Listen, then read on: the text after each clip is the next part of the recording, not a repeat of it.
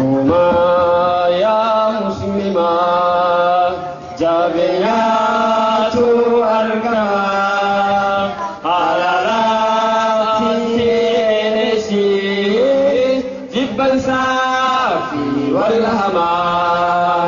Tokkuma yaa muslimaa jabeeyyaatu argama halaalaatti eedeesii jibbansaa fi wal hamaa.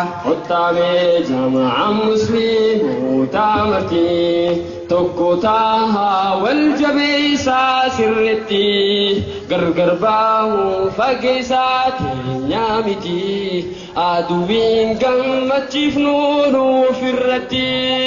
Tokkuma yaa muslimaa jabeenyaatu argama halaalaatti eedeesii jibbansaa fi wal hamaa. Hojjedhaatii hojjechiisaa bakkayyuu tokko taane wal qabanne namayyuu wajjin qooflee gammachiisee waliif fayyuu akka dhaamsi nabiyyi bakka gayuu. Tokkuma yaa muslimaa jabeenyaatu argama halaalaatti eedeesii jibbansaa fi wal hamaa. Tokkuma yaa muslimaa jabeenyaatu argama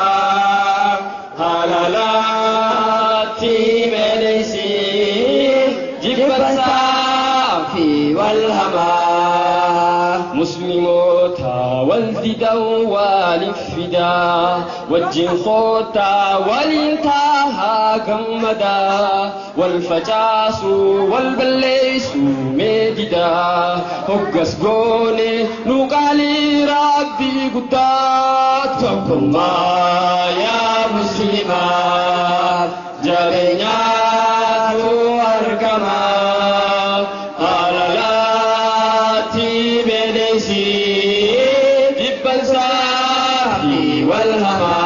Akka wal qabattan feena. Tokkuma yaa warri jirus bakka jiru jabeenyaatu argama halaalaatti eedeesii jibbansaa fi wal hamaa.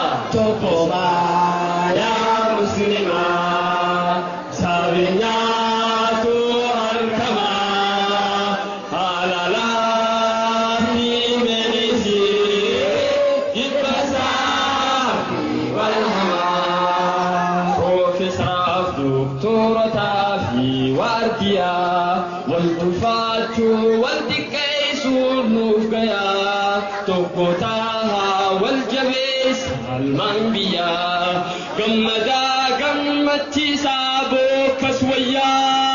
Tokkuma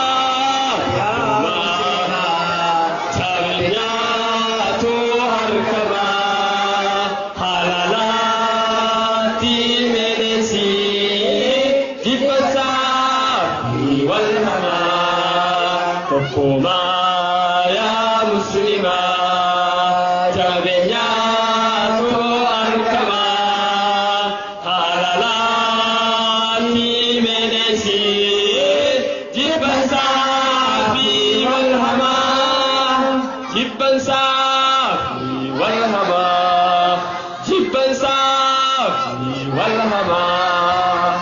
وبالله التوفيق والسلام عليكم ورحمة الله تعالى وبركاته.